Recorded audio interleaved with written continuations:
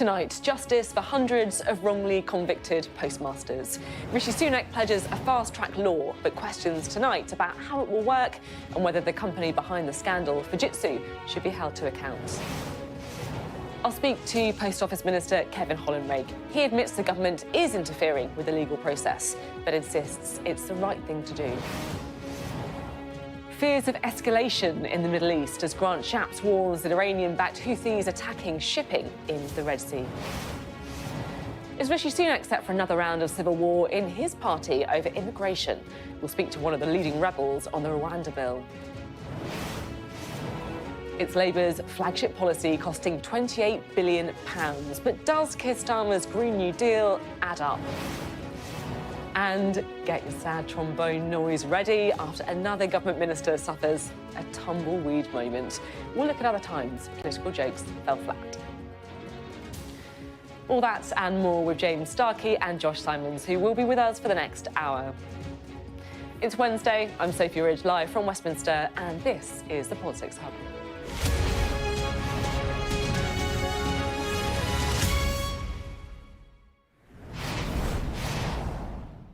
Hello, good evening. Well, today there's been a breakthrough because the government has vowed to overturn en masse all of the convictions in the Post Office Horizon scandal. Now, this is a huge deal. Parliament effectively overruling the judiciary.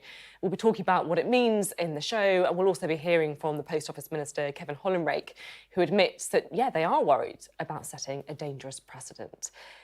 But there's something maybe even bigger than that I've been wrestling with a bit today. And, you know, without wanting to sound like a pretentious TV twerp, what's kind of got me about this story is the, almost Kafkaesque nightmare of man versus machine. You're an ordinary, hard-working, law-abiding person, and then a computer decides that you've been stealing. You know you're innocent, but guess what? Everyone believes the computer. And how do you fight back against that? There's a long history of IT systems going wrong. Just ask the Department for Work and Pensions. And, as our society gets increasingly reliant on computers and artificial intelligence, there are real questions to be asked about what happens when computers, seen as infallible, are not, in fact, telling the truth. So, maybe, just maybe today is when the fight back begins. On Monday this week, I began the show saying how awful it was that it took a TV drama to get everyone to care about what happened to the postmasters. But now, I've kind of changed my mind because maybe what this really shows is the power of storytelling and simple human empathy. And maybe that storytelling can win, even over the machine. Well, in a moment, we will play you my interview with the Post Office Minister. But first, here is our political editor, Beth Rigby. Post Office Limited is stealing my livelihood, my shop, my job. They've been fighting for justice for decades, but it took a TV drama to finally bring about change. I haven't got that money, and I don't know where it's gone. Now, a resolution for victims of the Post Office scandal at last on the horizon. Will you finally deliver justice for the postmasters? This not a scandal of Rishi Sunak's making, but one he has to resolve, and fast. Mr. Speaker, this is one of the greatest miscarriages of justice in our nation's history. Today announcing a plan to overturn hundreds of wrongful convictions of postmasters. I can announce that we will introduce new primary legislation to make sure that those convicted as a result of the Horizon scandal are swiftly exonerated and compensated. That legislation landing within weeks and compensation planned by the end of the year. On this, MPs across the political divide united. It is a huge injustice. I'm glad the Prime Minister is putting forward a proposal. We will look at the details, and I think it's the job of all of us to make sure that it delivers the justice that is so needed. To that end, Postal Minister Kevin Hollinrake in the Commons confirming convictions will be overturned on a blanket basis. We recognise this is an exceptional step, but these are exceptional circumstances. All we ask is that as part of their claims of compensation, postmasters sign a statement to the effect they did not commit the crimes of which they're accused. For Mark Kelly, the announcement is too little, too late. I started to blame myself, so I became quite suicidal. Given that you've been involved in the group campaigning for many years now, did you feel pleased for your colleagues in this, that they actually will get those convictions overturned? At the moment, though, the story is all about the convictions, and there's a lot of people who have suffered just as much as convictions, and they are not being looked into, and also the immediate families. For hundreds of people like Mark, this is the most significant step yet in their quest for justice. But this scandal far from over. Now, IT giant Fujitsu that designed the faulty software in the firing line, as questions grow over how this injustice came to pass and how to ensure it never happens again. Beth Rigby, Sky News, Westminster. Well, some really powerful testimony in Beth's report there. And just to say that the Samaritans helpline is available on 116 123. You can also email joe@samaritans.org. Now, you saw him in Beth's report there. Earlier, I caught up with the Post Office Minister, Kevin Hollinrake, in Parliament. Thank you so much for being on the programme this evening. So just talk us through, what is the government doing to help the victims of the Post Office scandal? What we decided to do is to legislate to overturn all convictions that are related to the Post Office Horizon scandal.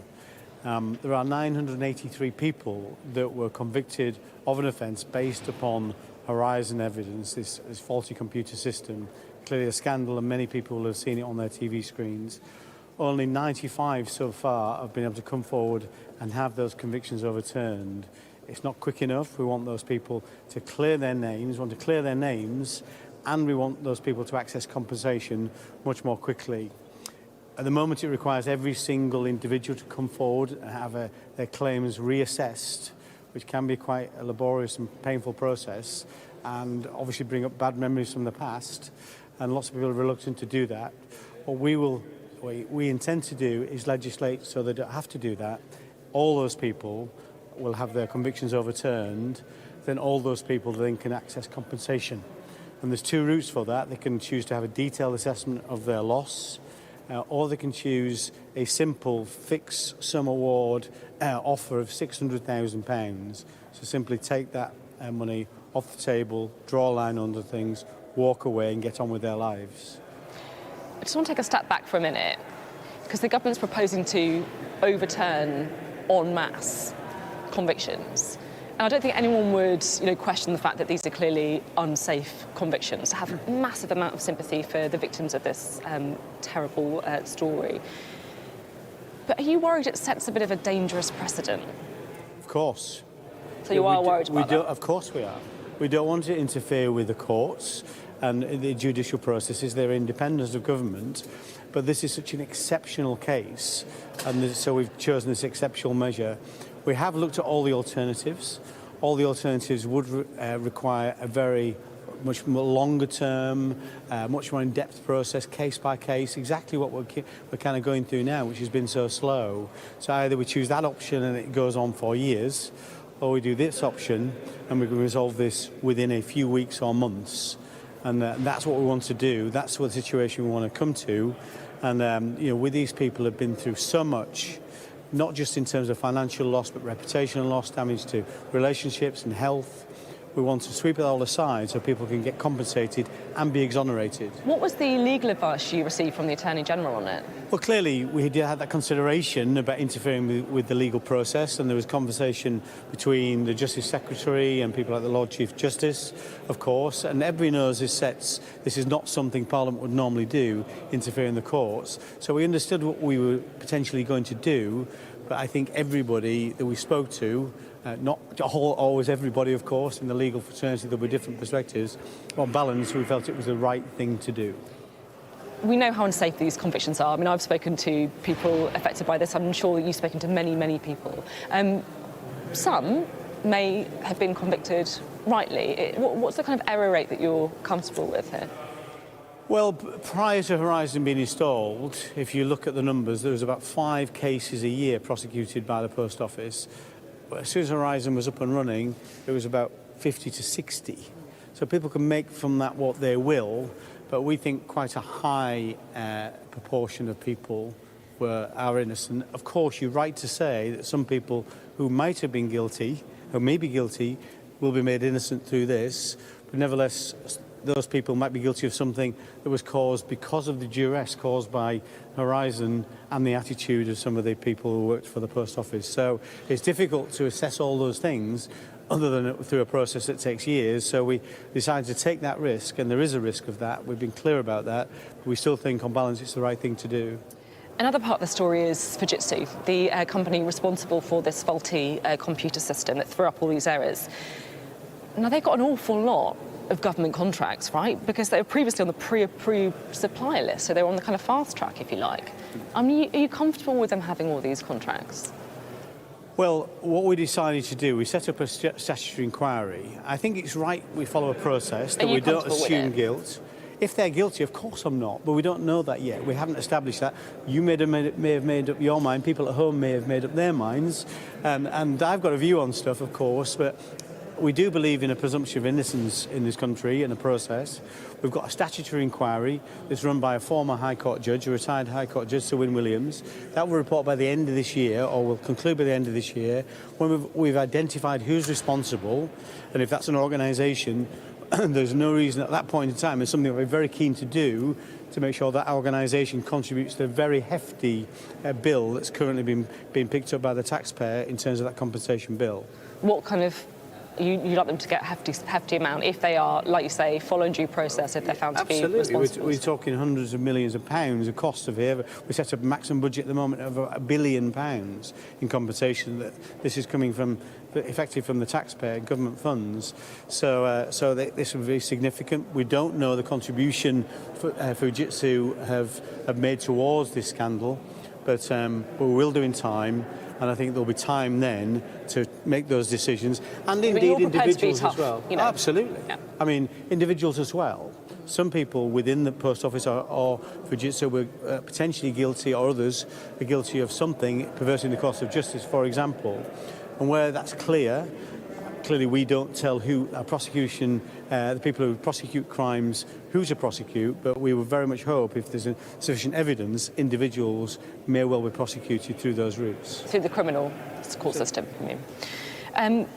Now, you've been someone who's been banging the drum on this for a while now, but I guess I do find it quite astonishing that it's taken, TV drama for this to happen so quickly. Well, there's been an awful lot of work been done all the time. Of course there has, but I could set that out. We both know that this wouldn't have happened so quickly. I mean, you're talking about overturning mass convictions. That wouldn't have happened without the TV drama. In this, I don't accept that. It might not have happened on this timescale, because we were looking at those options before the TV drama, and we'd done things like the Fixed Sum Award before the TV drama, so all these things we were accelerating and doing anyway. But there's no doubt, of course, we're elected by the public. We were here on behalf of the public. Of course we respond to public pressure, public outrage. And we're members of the public too, don't forget. And we watch this on our TV screens, and parliamentarians get outraged too about what's happened. And of course that creates a platform that allows us to move more quickly. So what are you hoping ITV looks at next then? Getting growth back into the economy, solving the productivity crisis? Well, our economy's grown faster. Those 5 pledges you might hope that they start looking at next, maybe. Our economy's grown faster than France and Germany since 2010, since Brexit, since the COVID crisis. So that's probably not the one I'd choose. But nevertheless, we absolutely, I think the people who've made the series have done a fantastic job and created that platform for this kind of action we're bringing forward today, and we need to make sure that Parliament keeps up that momentum and we deliver this up as quickly as we can. I was quite struck by something that Rishi Sunak said at Prime Minister's Questions in response to Stephen Flynn. He said he was sad the honourable gentleman is trying to politicise something that's happened over multiple decades with multiple people involved. Do you think the Conservatives should call off the attack dogs in that light over Ed Davey? Well, I haven't got involved in that at all. I don't know about others. Some people may have done, some of my colleagues. I've not particularly seen that. I don't think we've got a party policy of attacking Ed Davey. I think the media seems to be have got Ed Davey in their sights about what he did and what he didn't do at the time. And I think as ministers, we've all got lessons to learn in terms of making sure we ask the right questions and we don't take the first answer we're given. Now, individual ministers, individual ex-ministers will decide whether they did their job to the best of their ability. Ed Davies said he made mistakes. He should have gone further himself, and what he decides to do from there is entirely up to him. And but for me, we shouldn't politicise this. This is something we are keen to deliver, and the best way of delivering that is through both houses and on a cross-party basis wherever we can. And given the desire not to politicise by you and by Rishi Sunak, should we expect to see no attack ads over Keir Starmer's record as Director of Public Prosecutions from Tory HQ then? Well, I can't speak for Tory HQ. I'm focusing on getting the legislation through as quickly as possible, getting people's names cleared and compensated them as quickly as possible. That's my focus. OK, very finally, because I know you've got to go. You were due to give a ministerial statement on this. You were gazumped by the Prime Minister. A little bit disappointed? No, as you know, Sophie, ministerial statements always come after the Prime Minister's question, so it would have made no difference to that sequence. So it didn't matter to me how we did it. The main thing, we've been able to stand up today, as we said we would, this week, and make a statement about what we're doing. And I think lots of people will be hopefully very pleased about what was said today, the victims, but also, crucially, people who haven't come forward already. We want those people to come forward. We want to say to them, this will be as painless a process as possible. We'll clear your name and we'll compensate you very quickly. So that's the message. We want people who are nervous about coming forward to come forward. Thank you very much. Thank you. Kevin Hollinrake speaking to me there, and Sarah J. Mee is going to be joined in the studio by 3 victims of the post office scandal. That's on the UK Tonight at 8 o'clock, so just after this programme tonight on Sky News. Let's bring in our duo for the evening, shall we? The former government special advisor, James Starkie, and the director of Labour Together, Josh Simons. Great to have you both on the show. This story is it's just blown me away, to be honest, just hearing the stories, and you just can't believe it happened. What's kind of stood out to you about it, Josh? Well, I think, as you say, it's a really human scandal, and we should always start with the people and the stories of the people. And I think, strangely, this legislation that the government plans to bring forward, it's a great thing for our politics at the moment, that I suspect every political party will be walking through the same division lobbies when that comes to Parliament. But the big picture that's really stood out here is actually something that we've not talked about enough, I don't think, which is the technology. Yeah. It's Fujitsu. At the end of the day, this company told the UK Post Office and the UK government that this software, Horizon, the thing that's at the heart of this scandal, which is software that post offices use to account, to track goods going in and out and so on, that it could not make mistakes. And they lied. It's wrong. They were wrong. It could make mistakes, and it did make mistakes. And there is something really deeply problematic when we allow a company to tell, the British government and the British people that the technology they've given us can't make mistakes, and then people get blamed for those mistakes. So to me, the big story here is, what safeguards do we need to put in place when we give people this technology, when we know that it can make mistakes, just like with Ofqual and the algorithm that marked students' exam papers? Yeah, it's huge questions, isn't it? And actually, as increasingly we're reliant on technology in our society, in our daily lives, it feels like there's some really big questions there, to me, quite frightening, actually, as well. What stood out to you? I think I was thinking about what does this remind me of, and Josh, you brought the comparison with Ofqual. I think, for me, though, it's the 2008 bankers' crisis. I look to the calls for withdrawals of CBEs and pensions pots, and I think the public will look at this, and I actually think credit to Kevin, it was a really good interview. Yeah. And I think the government have moved fast on this, and that is because they know they do have the backing. It will be cross-party. And hopefully they can get these people compensation swiftly. But actually, I think a lot of the public will look at this and say, hang on, when the little guy was thought to have done something, they were taking them for prosecution one by one, from 5 to 50 in a year. And no one even thought this was going wrong. And then when the boot's on the other foot, what do? We withdraw an MBE, which they shouldn't have got in the first place, frankly. And the public will say, well, why are they not going to prison? Why, when we have a financial crisis that crashes the entire economy, do a couple of people get a slap on the wrist and 2 years without a bonus and everything goes back to normal? Or in this case, a couple of people lose a gong that they should never have got in the first place, and maybe there's a discussion about their pension pot, and they all crack on with their lives. Why does no one go to prison? And when Keir gave that speech last week about trust in politics, I think this is part of it, and I think it's an issue of fairness. And I think that's why people sometimes think the system doesn't work, or it certainly doesn't work the same for everybody. And then, as you say, it's like these people just weren't believed. It feels extraordinary to me that there was a woman, I spoke to on Monday, accused of stealing £56,000 from the post office. Where do they think she spent the money on? Where's the Ferrari? Where's the kind of holidays? Where's the common sense here? It's just crazy. And I mean, that's the thing.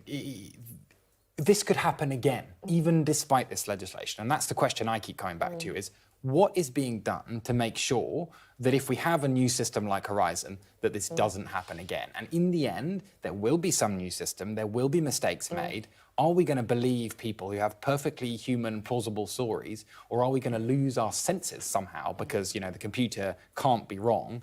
And what are we doing to make sure this doesn't happen again? And, I completely agree with James. One of the reasons for prosecuting people is it incentivizes them not to do it again. And I don't think we've answered that question yet. What do we need to do here to make sure that this never happens again? I agree, actually, when you said that you thought Kevin Hollinrake was quite a refreshing interview. He was quite a straight talker, which, I always quite like, when you're kind of interviewing politicians, I felt like he was directly answering me. And he was quite honest in saying, yeah, we are actually worried about the precedent that this could set in overturning, politicians overturning the courts. Are you worried about that? I think they're right to have a concern. I understand Alex Chalk brought in a group of judges this week to discuss exactly this issue. And of course, it does set a precedent. One of the things I think, me and Josh spoke about this slightly off air, I think the way Kevin's addressed it and the way the government is seeking to address it will help deal with that issue, because they're being very upfront about some of those challenges, and they're being very, it feels to me like in the interview with you, as you said, Kevin wasn't giving you lines. He was trying to say to you, yes, it is a bit of a problem. There might be some issues that slip through the net, and that's something we're going to have to look at. But by the way, the reason why we're doing this is that the choice is to do that, or for this group of people to wait 3 or 4 years to receive the justice that they deserve. And that's the balance the government's trying to strike. And I always think if you're having those difficult decisions, the best thing you can do is communicate that openly. Because now we all know that, and we know what we're looking for, we know what the problems might come up. Yeah, it's true, actually, because everything's a balance, isn't it? There's no kind of black and white, right or wrong. You have it's weighing up. Exactly. I think it was Tony Blair or someone that said, I remember that when I was in government, a lot of people think decisions are easy. Actually, often they're 51-49. They're really close decisions. 52-48. Or 52-48. They're the good decisions. That's a landslide decision. Sounds like Tony Blair wisdom, does that? I mean, the one other thing about this is that the insanity of the system was that, since 1683, the post office has been allowed to prosecute people privately. That's mad. We can't allow that in a modern judicial system. So part of the risk here, I think, is minimised by the fact that a lot of these people were prosecuted in essentially a separate prosecutorial system, not by the normal court system. And I think that minimises the risk that the government has. That's a good point. Interesting. Thanks both for a bit of cross-party consensus, we should say, that we've seen a lot of, actually, happily, in the post office story. Well, today's announcement is sure to feature in tomorrow's newspapers. We'll have our extended press preview and news review from 10:30 this evening with tonight's news and tomorrow's headlines. Joining us will be the Mirror's associate editor, Kevin Maguire, and the Telegraph's deputy comment editor, Annabelle Denham. Coming up next on the Politics Hub, 5 families and many amendments. We'll look at whether Rishi Sunak is set for another round of civil war in his party over immigration. I'll speak to the Conservative MP Jonathan Gullis.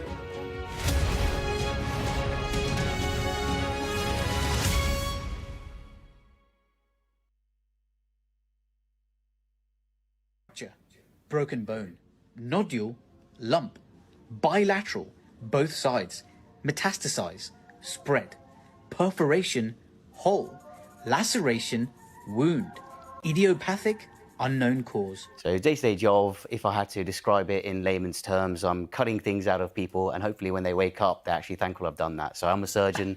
I deal with bowels and intestines and emergency surgery. So this bit may save your life. I see myself as a mechanic of sorts for humans.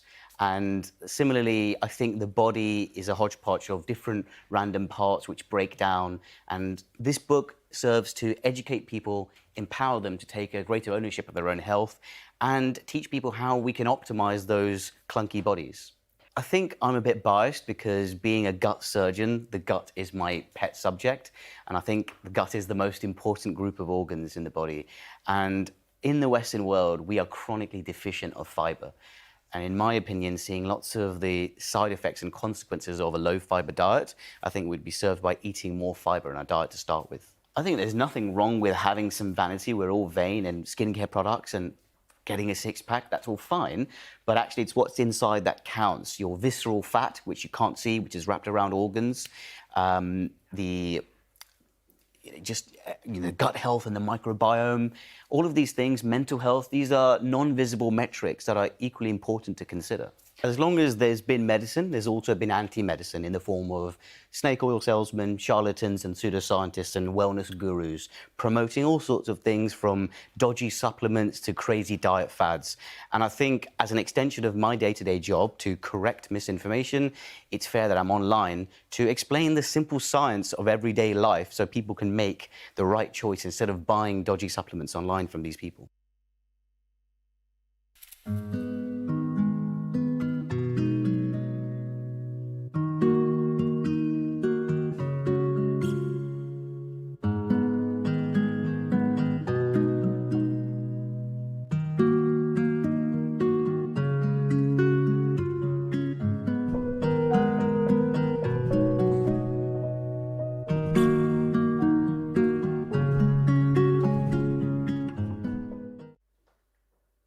Hello, welcome back to the Politics Hub. Well, the Rwanda bill will return to the House of Commons next week, and already the order paper is bursting with rebel Conservative amendments looking to beef up the measures. And Keir Starmer went on the attack at PMQs today, citing reports that Rishi Sunak was himself a little bit lukewarm on the plan before he became Prime Minister. Mr. Speaker, back in 2022, when Boris Johnson claimed he would send asylum seekers to Rwanda, one ambitious Tory MP had reservations. He agreed with Labour that it wouldn't work. It was a waste of money. It was the latest in a long line of gimmicks. Does the Prime Minister know what happened to that MP? Well, Mr. Speaker,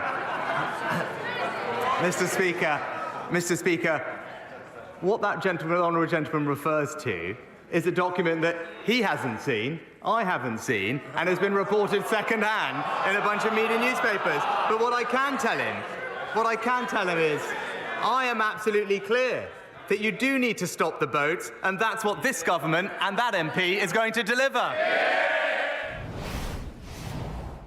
Well, joining us now is Jonathan Gullis, who is one of the Conservative MPs looking to amend the bill next week. So what do you want to change? There's two central tenets of the amendments that we've laid. One is to make it clear that individual claims are to be tightened up as much as possible. The idea being that we've made the bill clear that Rwanda is a safe country. The loophole is that we're not saying that individuals will be able to claim that they personally don't think Rwanda will be safe for them. So what we're saying is the only claim you can put in is that you're not fit to fly. And this would only apply to the most severe cases, women who are heavily pregnant or people who are going through chemotherapy. The other one is around the ECHR, these pyjama injunctions, Rule 39 orders that come in the last minute. We're saying the default position should be that we ignore them, just as France did very recently when they got rid of a terror suspect who was from Uzbekistan, deported him despite the fact that Strasbourg themselves said it would be unsafe for that individual. And as we saw on the Laura Kuenssberg show on Sunday, the Prime Minister was unable to rule out ignoring Rule 39 orders because it is our belief the legal guidance that is given to the Prime Minister is that it would be a breach of international law if he did. And what we want to do is make it clear that the UK Parliament is sovereign and that what we want to do is represent the British people, and border control and security is therefore up to each individual nation state, a debate that's happening across Europe. So you effectively want to toughen up the legislation on Rwanda, if I can put it simply. If it doesn't happen, if you don't get what you want, will you still vote for the legislation? Well, look, you're aware that I abstained at second reading because I had concerns about the legislation in terms of making sure that it actually delivered.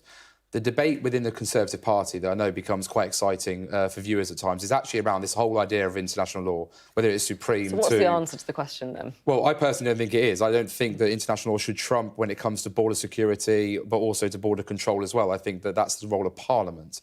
Now, in terms of my vote, I think third reading is such a long way down the road. We've got report stage, committee stage. The bill will have amendments. Some will be voted for, some will not. We'll see what the government accepts, does not accept, and then I'll be able to make a clear decision. But as of now, all options are on the table. I'm willing to do whatever it is that I think is necessary for my constituents to be able to see that we are serious about stopping the boats. But I will be clear about one thing. If this bill is weakened at any stage in the Commons, or weakened in the Lords when it comes back to us through the process that we go through, I will then vote against this legislation. And if it doesn't change? If it doesn't change, I'm willing to, as I say, leave all options on the table. Because So you might vote against, you might abstain, you might vote for it. Genuinely going to have a discussion with colleagues and look and have a serious think about whether or not, you know, we should look at that. Because ultimately, I believe that our focus for now should be on getting the government to accept these amendments that have been drafted by legal experts, that has the backing of very senior Casey, who was the former Attorney General of Northern Ireland, who says that he believes that we've met the Prime Minister's red lines that he gave to us, which is the amendments should be within scope of international law and not make Rwandan government pull out of the deal. We believe we've achieved that, and therefore we hope he'll take the amendments on board. There have been reports that Rishi Sunak had doubts about this policy when he was Chancellor. Do you think the Prime Minister is really behind the plan and in his heart of hearts? Well, first of all, the Chancellor, as he was back then, is absolutely responsible for the finances of the British economy and of the British taxpayer. It's wholly appropriate to check whether this is best value for money. In terms of since becoming Prime Minister, I've been in numerous meetings with the Prime Minister, numerous discussions on this, and I can say that he's wholeheartedly committed. Because he wants you to vote for it, that's why, isn't he? He wants to get you on side. Well, this is over the course of him actually becoming the Prime Minister, and he's Green. absolutely made it very clear that he believes this is an important deterrent. Now, don't get me wrong, we may not totally agree on how far the legislation should go. He's also got to walk a tightrope, I accept, between the parliamentary party, but also getting it through the House of Lords, which is not going to be easy passage. But for Keir Starmer to try and call him, to say he was basically a flip-flop, I find the irony's not lost to me. Keir Starmer was on a holiday with Yvette Cooper, touring around Brussels, accepting that he would join some EU quota scheme that would give 100,000 people more over here. That's more hotel beds needed, more school places needed, more strain on NHS. Keir Starmer would do ultimate damage by having free open movement back to this country. Now, I've got to do this. You guys have got a little podcast together, James, Jonathan. James, have you got a question for Jonathan? I will ask you a question. So Rob Jenrick, the former immigration minister, has himself said this bill pretty much won't work as it is. You've admitted it'd be hard to get your amendments passed. What chance do you currently give a flight of taking off to Rwanda before the next election? Well, the Prime Minister said that he's confident by the spring. I personally think that Robert Jenrick has said that obviously he wants to see the bill toughened up, and that's what we're trying to do in order to stop individuals being able to make lots of claims which would see people pulled off flights. Because actually our belief is that you could still potentially get a flight off. The risk is, do we end up with 15 people on the plane or 115 people on the plane? I don't think the British people will be happy with just 15. I think they want to see the hundreds and thousands go. So that's why we want to close that legal loophole. I do believe there's absolutely a possibility a flight can take off by the general election. But of course, the government's own legal advice was this is 50-50. We believe our amendments put the odds in the government's favour, and therefore Keir Starmer's going to have to say he will cancel the plane that has literally taken off the ground to Rwanda, and obviously a country that he's a big fan of seeing as it sponsors his football team. And then the question we put back onto Labour, what on earth do they actually stand for when it comes to both legal and illegal migration? I've got one other thing I want to ask you about while we've got you. Gary Lineker, you've had a bit of a spat with him, right? You complained about him signing an open letter against the Rwanda bill. He then tweeted to say, Jonathan hasn't read the new guidelines, the BBC social media guidelines, or should I say, had someone read them to him?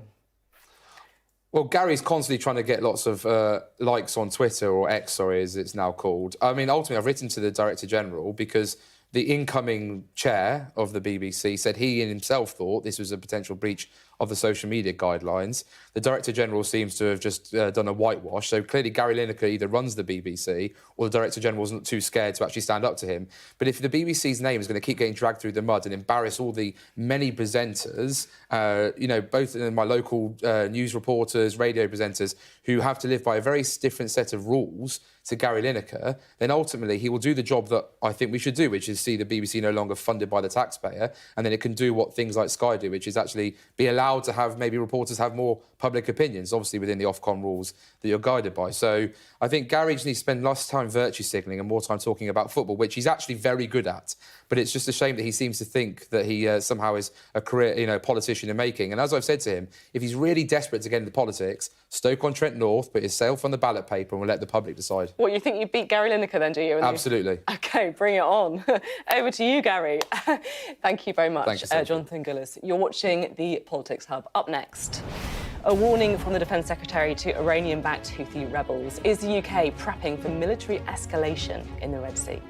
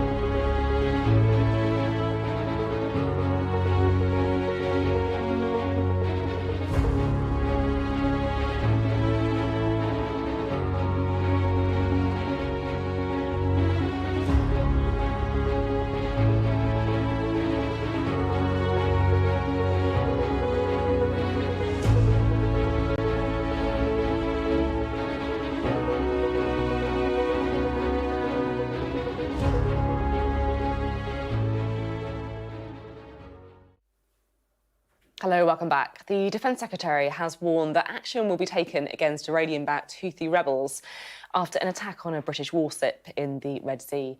Grant Shapps said that the situation is unsustainable after HMS Diamond shot down a number of drones in the biggest attack of its kind. And this evening, the US Secretary of State Antony Blinken also warned of consequences. Here's our security and defence editor, Deborah Haynes. A British warship shoots down drones launched by militants in Yemen linked to Iran. The attack by Houthi rebels was in defiance of a warning by the UK and others to stop targeting ships in the Red Sea. Words ignored, Britain signalled a coalition led by the US could be about to strike back with weapons, hitting Houthi targets inside Yemen. The Defence Secretary also accused Iran of meddling. Well, we saw this huge attack last night by the Houthi militants, but be in no doubt at all, Iran is guiding what is happening there in the Red Sea, providing them not just with equipment to to carry out those attacks, but also often with the eyes and ears to allow those attacks to happen. Enough is enough. We must be clear with the Houthis that this has to stop. And that is my simple message to them today. And watch this space. Underlining the volatility of this region, Houthi militants in November started attacking ships linked to Israel in the Red Sea in protest at the war in Gaza.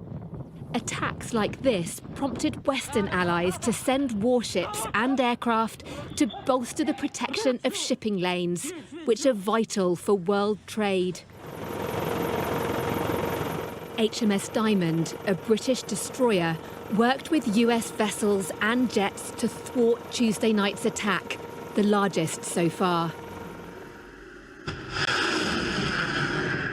They could now turn their firepower against Houthi launch sites for missiles and drones inside Yemen in what would be a major expansion of the crisis.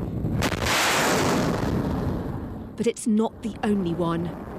As tensions escalate with Iran in the Middle East, Western allies are also concerned about growing Iranian support for Russia's war in Ukraine. A security source has told me they believe Iran has developed a new drone for Russian forces there, and that Tehran appears to be close to providing ballistic missiles to Moscow in what would be a highly significant move. Russia has launched waves of missile and drone strikes against Ukraine in the past month. Any new Iranian supplies would ramp up the pressure as Western support to Ukrainian troops dwindles.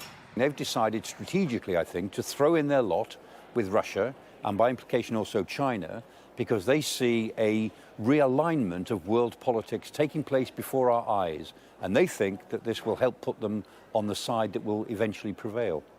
What happens next in Ukraine and in the Middle East could indicate whether Iran was right or whether the West's will still carries weight. Deborah Haynes, Sky News. Deborah Haynes reporting there. Now, Labour are sometimes accused of being a bit light on policy, but the one big thing they've committed to is to spend £28 billion a year on clean energy investments, giving the Conservatives some ammunition to suggest a Labour government would recklessly borrow money. Our economics editor Ed Conway has been taking a closer look at the plan. Labour say they want to spend £28 billion on green investment. The government, the Chancellor, says that could be a big problem for their fiscal rules. Who is right? Well, let's just have a look. We'll start with the big story here, which is the state of the public finances here. You can see that we spend a lot of money, that bar at the bottom there, £1.2 trillion a year. We bring in terms of taxes, the government does at least £1.1 trillion. You can see there's a gap between the two of them. Look at that gap. What's that? That's the deficit. That's where we have to borrow potentially to make the sums add up. But if we just kind of have a look at what's behind each of these bars, look at taxes. Most of that's income tax, VAT, corporation tax and other bits and pieces. When it comes to spending, which is the bit we want to focus on here, you've got welfare, you've got health, you've got education. They're very big indeed. Net investments, look, I'll just highlight it. It's this slice here.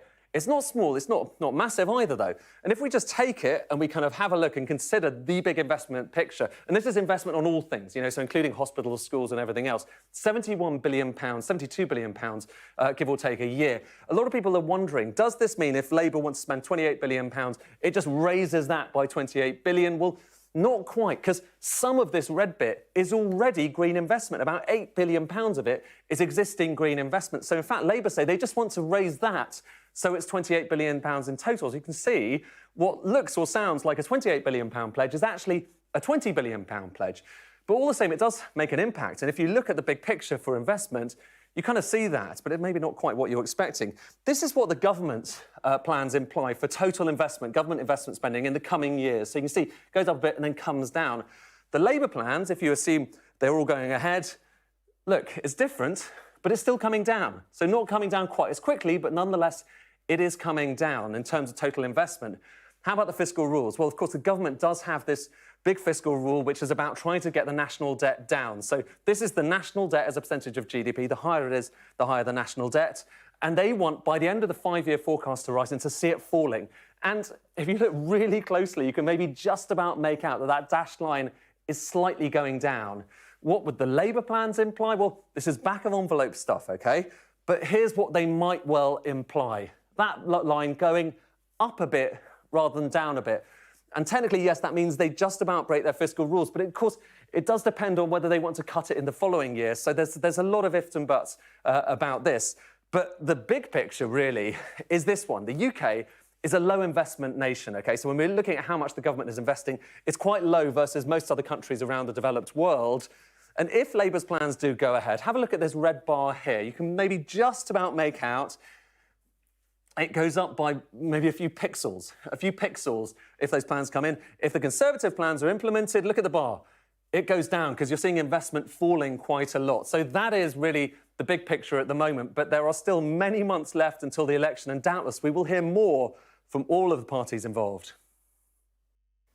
Ed Conway there. Gotta love it, Ed Conway screen.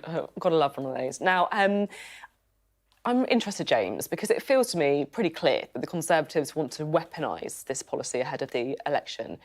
Is that a good strategy from them, do you think? In short, yes. I think on the spending plans, the question is not about... That was a brilliant presentation by Ed and really well explained. But in political terms, it will be more about where does the money come from. That is the question. And that's what Labour are struggling to explain since they announced the 28 billion. And the Tories will say, take your pick, because we're going to go after you on either. You raise it by taxes, we're going to say your taxes are going up. We're going to tell the public that your taxes are going up. You raise it by debt, we'll say, well, that's a driver of inflation, which we've spent the last year telling everyone's your biggest worry. So the issue isn't the principle, and as Ed neatly laid out, we need more. This country needs more investment. Everybody who works in Westminster and policy knows that this is a big issue and we're falling behind and the country needs it. But we're in a year of a general election and everything is retail politics. And the problem is Labour are going to have to explain how are they going to raise that money in the situation where we've got a deficit and people want to see taxes cut. Do you agree with that? No, I don't. And I've got to take issue with one starting premise of this whole conversation. I also thought Ed's presentation was great, but there's one crucial fact that is not right. Are you about to take on Ed Conway? I'm about to take on Ed Conway. Oh, my goodness me. I'm sort of nervous, but it here has to be done at some point in this debate. OK. Labour is not committing to spending £28 billion per year on green investment. That's just not what they're saying. So Rachel Reeves, a few months ago, said, and Keir Starmer's reiterated it repeatedly, the fiscal rule comes first. Now, that's like boring. What does that mean? What it means is the following thing. We want to make sure that debt is falling as a share of GDP by the end of Parliament. What does that mean? That every penny we invest has to boost growth enough that we think debt as a share of GDP is going to be falling. So what that means is how much they invest depends on how much they think investment can boost growth. And that is a judgment that the OBR makes every single budget. So the 28 billion is a myth. So you're basically saying that this policy isn't going to happen?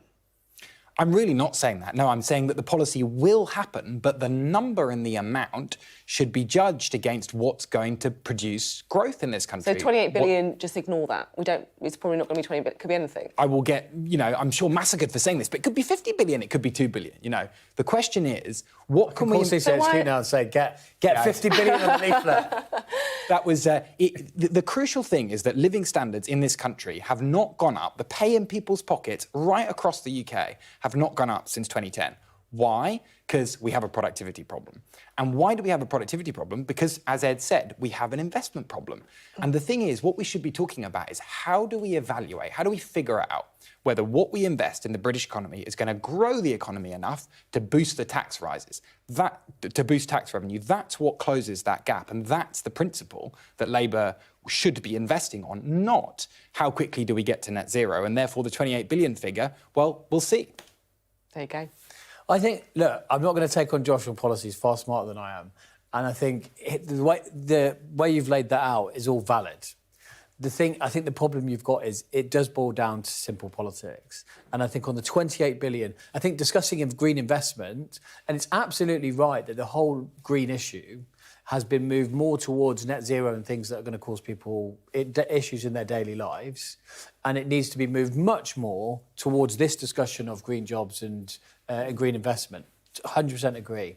But I think on a political level, this 28 billion is going to be discussed the whole year and definitely during the election. Because whenever you have a Labour MP on here They really struggle to explain where that's going to come from, and that is going to be a problem for them. I agree with what James said about, the confidence and clarity in explaining it. It's got to be simple. I mean, we've got to remember that the segment before was just about the Middle East. Britain needs to produce more of its energy at home. It was vulnerable to what happened in Ukraine because it didn't produce its energy at home. And it's a very straightforward objective that the biggest bills people are paying at the moment is energy bills. We need to bring them down, and that's what this is about. Really interesting debate. Thanks both very much indeed. Coming up next on the Politics Hub. After another political joke ends with tumbleweed, we'll look at what happens when political humour goes wrong.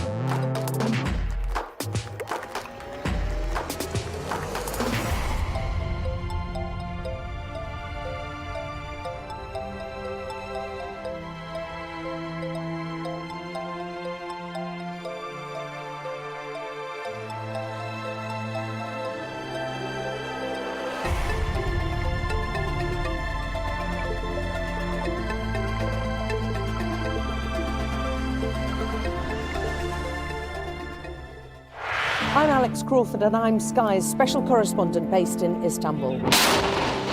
We aim to be the best and the most trusted place for news. Hello, welcome back. Now, I suppose I probably should give a bit of a warning about some slightly risky material coming up, because last night, Security Minister Tom Tugendhat addressed a meeting of Conservative MPs and he joked that Keir Starmer has adopted more positions than the Kama Sutra, but never held any of them longer than a teenager on prom night. Now, this reportedly resulted in the proverbial tumbleweed rolling through the room, showing that attempting humour is a high-risk move for any politician. I'm pleased to announce a new mandatory business rates relief for public lavatories, so that local authorities can at last relieve themselves. Wasn't he brilliant, my friends? Let's hear it. Let's hear it for John Bon Jovi. Everybody knows that I'm a fan of doing maths to 18, but the honourable gentleman makes a very strong case for doing maths all the way to 61, quite frankly. Mr. Speaker, if he's so good at maths, he'd know I'm 60, not 61. Whatever change in Labour policy we'll see, he sent out his henchmen to reveal it all to the world, the inconstant gardener. Can I? He's written a book. It's called The Joy of Tax. I've got it. I took it home to show Samantha. It's got 64 positions and none of them work.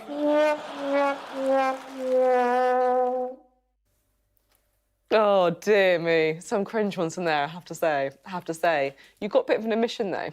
I did. I actually texted Tom Tugendhat last night, and so I thought it was quite funny. Although I hope I'm not revealing too much in saying that then Tom texted me back and said, I've definitely got it wrong then, if you're laughing at it. So maybe that was the first quite a good sort of yardstick. Yeah, I thought it was quite yeah, good. Tom's it's quite a funny obviously guy. crossed the line. It's also sort of a compliment. I mean, Kama Sutra people are quite good at sex. I know that's not the usual interpretation, but just to sort of like make that obvious. Yeah, I mean, it wasn't too bad. I mean, I think some of the other examples are probably slightly worse. Any particular sort of jokes that stand out to you? People who you think are naturally funny? I think I want to say one thing. It's delivery. Politicians are just not good at delivering this stuff. You know, if they're quite good at speeches. There's a few that, Boris can be funny.